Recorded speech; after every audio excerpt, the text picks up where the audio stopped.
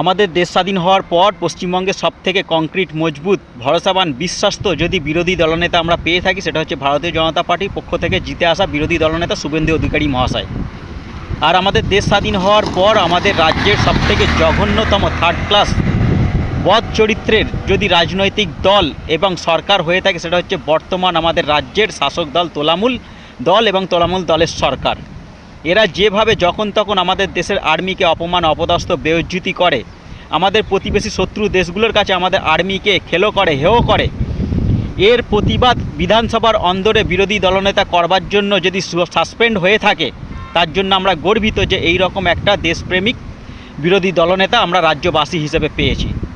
আর এই সমস্ত কিছু ঘটনা রাজ্যবাসীরা দেখছে সব কিছুই, এর জবাবটা আমাদের পশ্চিমবঙ্গের বাঙালিরা দেবে। বাঙালির আবেগ তৈরি করে কোনো লাভ হবে না, হাত পা কোমর ভেঙেও কোনো লাভ হবে না। 26 এপ্রিল রেডি হয়ে থাকুন।